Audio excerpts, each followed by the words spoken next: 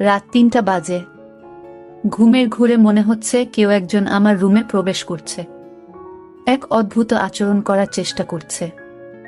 বুঝতে পারছি না কি হচ্ছে আমার সাথে। কে আসবে এত রাতে আমার রুমে? আম্মু, আব্বু নাকি ভাইয়া? কিন্তু দরজা তো ভিতর থেকে লক করা, তাহলে কে আসবে? কি করেই বা আসবে? ঘুমের ঘোরে চোখ খুলতেই পারছি না।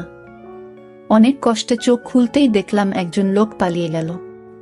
গ্রিন লাইটের আলোয় আবছা আবছা দেখা যাচ্ছে। ভয়ে চিৎকার করতে মন চাইছে, কিন্তু আমি মনে মনে ভাবলাম এই লোককে তাকে আমার হাতে নাতে ধরতে হবে। তারপর একদিন আমি ঘুমের ভান করে শুয়েছিলাম এই রহস্য জানার জন্য। আসলে আমার ঘরে কে আসে এত রাতে এবং আমার সাথে কি করতে চায়, এটা আমার জানতে হবে। আর তাই এই রহস্য জানার জন্য আমি একদিন ঘুমের ভান করে শুয়ে রইলাম। তারপর আমার সাথে যা ঘটল এবং যাকে দেখতে পেলাম তা দেখে আমি জ্ঞান হারিয়ে ফেলি। তো বন্ধুরা, গল্পটি শুরু করার আগে আপনি যদি আমার এই ছোট্ট চ্যানেলটি নতুন দর্শক হয়ে থাকেন তাহলে চ্যানেলটি সাবস্ক্রাইব করে আমাদের সাথে থাকবেন। সকালে দরজা খোলার শব্দে ঘুম ভাঙল ঋতিকা এখনো উঠিসনি? কটা বাজে? কলেজ যাবি না? উঠে গিয়ে দরজা খুলে দিলাম। আম্মু আমার দিকে চেয়ে বলল, তোর কপালে কি হয়েছে? এরকম ফুলে আছে কেন? তখনই কপালে হাত দিতেই ব্যথা অনুভব করলাম। কালকে ঘটনাগুলো মনে পড়লেই গলা শুকিয়ে গেল। বুঝতে পারলাম না স্বপ্ন নাকি সত্যি ছিল, কিন্তু এতটা ভুল হবে? কে লোকটা ছিল? এরপর কি হলো কিছুই তো মনে নেই। না, কিছুই ভাবতে পারছি না। আম্মু আমার উত্তর না পেয়ে, কি রে, কি হয়েছে? কই কিছু না তো, কিছুই হয়নি। তুমি যাও, আমি ফ্রেশ হয়ে নিচে যাচ্ছি। আমাকে কিছু না বলেই রুমে চলে আসলাম।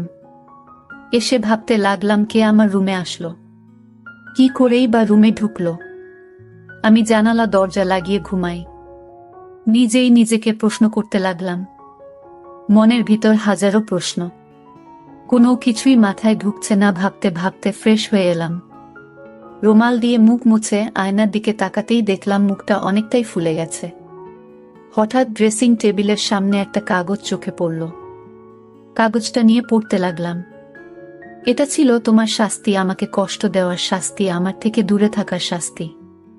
এই 3টা মাস আমি ঘুমাতে পারিনি। তুমি আমাকে ঘুমাতে দাওনি। আমাকে কষ্ট দিয়ে তুমি শান্তিতে ঘুমোচ্ছে। চিঠিটা পড়ে মুখ শুকিয়ে গেছে। সবকিছু যেন গুলিয়ে যাচ্ছে। কি হচ্ছে আমার সাথে কিছুই বুঝতে পারছি না। কে এই লোক? কি চায় আমার কাছে? সবকিছু মাথার উপর দিয়ে যাচ্ছে। রাগে মাথা ফেটে যাচ্ছে। উনার ঘুমে কি মই দিয়ে আসছি নাকি? কত বড় সাহস! ওকে তো আমি সামনে পেলে মেরে ফেলব। কিন্তু বুঝতে পারছি না লোকটা কে। আমার তো তেমন কারো সাথে দেখা হয়নি। ভাবতে ভাবতে আম্মু আবার ডাকছে নাস্তা করার জন্য। নিচে ডাইনে গিয়ে দেখলাম আব্বু বা নাস্তা করছে আর আম্মু খাবার সার্ভ করছে। আমার পরিচয়টা দিয়ে দেই। আমার নাম ঋতিকা। আমি কলেজে পড়ি। আমি খুবই শান্ত একটা মেয়ে বললে ভুল হবে। একটু একটু দুষ্টুমি করি। আমাদের সিঙ্গেল পরিবার, বাবা মা, ভাইয়া আর আমি। আমাদের ব্যবসা আছে, ওটা আব্বু দেখাশোনা করে। আর ভাইয়া সিলেট জেলায় আনসারের চাকরি করে। যাই হোক, গিয়ে বসলাম নাস্তা করতে। বুঝতে পারছি না ঘটনাটা সবাইকে বলবো কিনা। বললে হয়তো টেনশন করবে, থাক বলি না, হয়তো কেউ মজা করছে। কিন্তু কালকের ঘটনা তো মজা হতে পারে না। এসব ভাবছি, বাবার ডাকে ঘোর কাটে। কি হয়েছে? না খেয়ে খাবার নাচ্ছিস কেন? আর কি এত ভাবছিস? না, কিছু হয়নি বলে খাবার খেতে শুরু করলাম। পাশ থেকে আব্বু বললেন, জ্বর আসছে নাকি মামুনি? এরকম দেখাচ্ছে কেন? কপালে হাত দিয়ে দেখে বলে, না, জ্বর তো নেই। সবাই সন্দেহের চোখে তাকিয়ে থাকে। ওদের তাকানো দেখে ঘাবড়ে গেলাম। আরে আজব, জ্বর আসবে কেন? ঘুম থেকে উঠছি তো, তাই এমন দেখাচ্ছে। কথাগুলো বলে দ্রুত খেয়ে চলে আসলাম। রেডি হয়ে কলেজে চলে আসলাম। বাবা ড্রপ করে দিল। কলেজে গিয়ে আমার আয়সা আরিফা এর সাথে দেখা হলো। কালকের ঘটে যাওয়া ঘটনা সবকিছু খুলে বললাম। আমার কথা শুনে হেসে বলে, হয়তো স্বপ্নে দেখেছি। কিন্তু সেই চিঠিটা আর কপাল দেখে বিশ্বাস না করার কোনো উপায় নেই। ওরা অবাক হয়ে ভাবছি কে এই লোকটা, আশা খুব মনোযোগ সহকারে কয়েকবার চিঠিটা পড়ল। তারপর একটা গোয়েন্দা ভাব নিয়ে বলল, আচ্ছা রিতিকা, এখানে 2 মাসের কথা বলছে, মানে 2 মাস আগে তোর সাথে দেখা হয়েছে বা কিছু তো হয়েছে? তুই মনে করে দেখতে 2 মাস আগের কথা বিশেষ কারো সাথে দেখা হয়েছে কিনা। আশার কথাগুলো শেষ না হতেই ঘন্টা বাজল। ক্লাসের সময় হয়ে গেছে। তারপর আর কথা না বাড়িয়ে ক্লাসে চলে এলাম। ক্লাস শেষ করে আসতে বলল, আরে বইন, এত চাপ নিস না তো, চল ফুচকা খেয়ে আসি। ফুচকা খাচ্ছিলাম, তখন কয়েকজনের কথা শুনে তো অবাক। কারণ কাল যে ছেলেটা আমাদের রিগিং করছিল, সে নাকি হসপিটালে কে যেন মেরে হাত পা ভেঙে দিয়েছে। আসলে ছেলেটা আমাদের সিনিয়র ছিল শুনে মনে মনে খুব খুশি হলাম। তারপর ফুচকা খেয়ে রিফা আয়সা ওদের বাসায় চলে গেল আর বলল এত চিন্তা না করতে। আমিও বাসায় রওনা দিলাম। ইদানিং আমার মনে হলো কেউ যেন আমাকে ফলো করছে, কিন্তু তাকালে কাউকে দেখি না। সেদিনের পর থেকে ভয়ে দরজা আটকে ঘুমায়। এভাবে 2 দিন কেটে যায়। কলেজের ক্যাম্পাসে আসা আরিফা এর সাথে বসে গল্প করছিলাম। তখন আমাদের সিনিয়র জিহাদ ভাইয়া এসে আমার পাশে বসে বললেন, এই গার্লস কেমন আছো? আমরা হেসে প্রতি উত্তরে বললাম, ভালো ভাইয়া।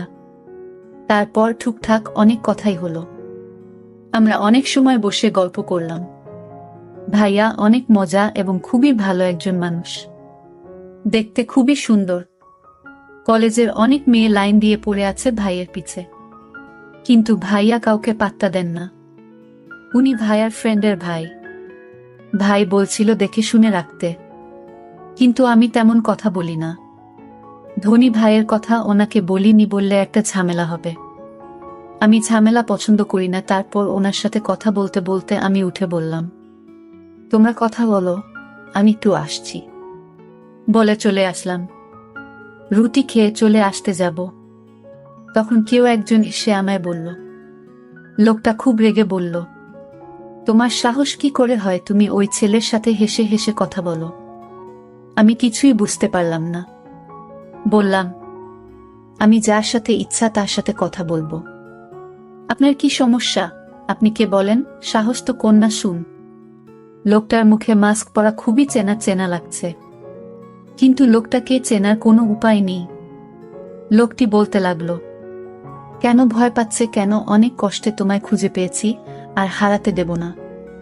না, কথা শুনে ভয় করছে, আবার রাগও লাগছে। আপনি এখানেও চলে আসছেন আমাকে মারতে। তার মানে সেদিন রাতে আপনি আমার রুমে এসেছিলেন আমাকে মারতে। তো না মেরে আমার সাথে দুর্ব্যবহার করার সাহস হয় কি করে হলো? বজ্জাত ছেলে। মেয়েদের দেখলেই কথা বলতে মন চায়। আর করবেন নাই বা কেন? মানুষকে মেরে ফেলাই তো আপনার কাজ, এটা আর কি এমন বিষয়? তো মেরে ফেলেন আমাকে এখনই। শাহিন, এভাবে কিছু করার তো কোনো মানে হয় না। চোখ বন্ধ করে কথাগুলো একদমে বলে ফেললাম। চোখ খুলতেই উনার চোখের দিকে তাকিয়ে আতঙ্কে উঠলাম। রাতে আমার রুমে এই লোক যায়, কিন্তু তাকে ঠিক চিনা যাচ্ছে না। কিন্তু এই লোকটিকে চেনার জন্য আমি প্রতিদিন রাতে ঘুমে ভান করে শুয়ে থাকি, কিন্তু ইদানিং আসে না। আপনাদের 2 মাস আগে কিছু কথা শেয়ার করেনি, তা না হলে আপনার কিছুই বুঝবেন না। 2 মাস আগে কলেজ স্ট্রিটে 2 দিনের জন্য সিলেট গিয়েছিলাম। ওখানে গিয়ে প্রথম দিন ভালোই কাটে, কিন্তু বিপত্তি ঘটল দ্বিতীয় দিন। সবাই পাহাড় ঘুরে ঘুরে দেখছে, আমি সারিফা আমার গল্প করছি আর ঘুরছি। তখন আয়শা আর রিফাত ছবি তুলতে ব্যস্ত। পাহাড়ে ঘুরতে ঘুরতে এক পর্যায়ে ওদের থেকে অনেক দূরে চলে আসে। একটা জায়গায় আসতে যা দেখলাম তাতে আমি অবাক হয়ে হা করে তাকিয়ে থাকলাম। একটা ছেলে হাতে বন্দুক তাক করে আছে, সামনে একটা হাত বাঁধা লোকের দিকে। ছেলেটার সাথে আরো অনেক ছেলের, সব দেখে ঘাবড়ে যায়। ছেলেটা একটা লোককে মারল চোখের সামনে। এমন ভয়ঙ্কর দৃশ্য দেখে জোরে চিৎকার দিয়ে উঠি। তাতে লোকগুলো আমায় দেখতে পেয়ে যায়। কিছু না ভেবেই ভয়ে দৌড় শুরু করি। ওই ছেলেটি বাকি ছেলেগুলোকে বলা কথা কানে বাজল, লাশ পুঁতে ফেল মেয়েটাকে আমি দেখছি। বন্দুকটা কোমরে গুজে আমার পিছনে ছুটতে লাগলো আর বলল, এই মেয়ে দাঁড়াও বলছি, দাঁড়াও। কিন্তু এই লোকটাই আমার ঘরে রাতে ঢুকতো, আপনাদের বলে রাখি। কিন্তু এই লোকটাকে এটা আমি এখনো জানতে পারিনি। কিছুটা আন্দাজ করতে পারলাম তার ছায়া দেখে। আমার মনে হলো এই লোকটাই আমার রুমে আসতো, কারণ তার ছায়া আমার দৃষ্টিতে বেঁধে গেছে। আমি আয়েশাকে বললাম, এই যে লোকটি দেখতে পাচ্ছিস, এই লোকটার মতোই আমি যাকে আমার রুমে দেখতে পেয়েছিলাম। তুই এটা বুঝলে কি করে? ওর ছায়াটা আমি দেখতে পাই হালকা আলোতে। এই লোকটাই হবে বলে রাখা ভালো। আমার বড় ভাই ব্যাটালিয়নে চাকরি করে সিলেট জেলায়। আমার আর যে লোকটা অন্য একটা লোককে মেরেছিল সে আর কেউ না, সে হচ্ছে আমার বড় ভাই। কিন্তু সে আমাকে দেখতে পায় না ভালো করে, আমাকে চিনতেও পারল না। আমি ঠিকই তখন চিনে ফেলি। আমি মনে মনে ভাবলাম, আমার বড় ভাইয়া কেমন পাষাণ হয়ে গেছে যে কিনা মানুষ হত্যা করে। আমি একথা ভাবতেই আমার খুব খারাপ লাগলো এবং ভাইয়ের প্রতি ঘৃণার জন্ম নিল। এসব চাকরি যারা করে তারা নাকি পাষাণ হয়ে যায়। আমার ভাবতে অবাক লাগছে। যাই হোক, আমরা একদিন দূরে ঘোরাফেরা করে বাড়িতে চলে আসলাম। আমি কিছুতেই ভাইয়ের মানুষ মারার দৃশ্যটা ভুলতে পারছি না। এসব ভাবতে ভাবতে ঘুমিয়ে পড়লাম। হঠাৎ আমার রুমে পায়ের আওয়াজ শুনতে পেলাম। আমার কপালে কি যেন হাত রাখল। 2 দিন দূরে থাকায় তেমন একটা ঘুম হয়নি আমার, আর তাই বেহুশের মতো ঘুমাচ্ছিলাম, তাই কিছু বলতে পারিনি। হঠাৎ যখন অনুভব করলাম আমার রুমে কেউ এসেছে, তখন চোখ খুলে দেখি কেউ নেই, কিন্তু পায়ের চিহ্ন রয়ে গেছে ঘরে। পায়ের চিহ্ন, এটা আমার খুব পরিচিত মনে হলো। আমার মনে হলো সে আমার পরিবারের যে কেউ হতে পারে, কিন্তু কে সে এটা এখন পর্যন্ত জানতে পারলাম না। আমি এই কারণে শান্তিতে ঘুমাতে পারি না। এটা কি আমি স্বপ্ন দেখি নাকি বাস্তবতাও বুঝতে পারছি না। আমি এখন থেকে ভাবলাম, আজ থেকে সারাদিন ঘুমাবো, সারা রাত জেগে থাকবো, মানে ঘুমের ভান করে থাকবো।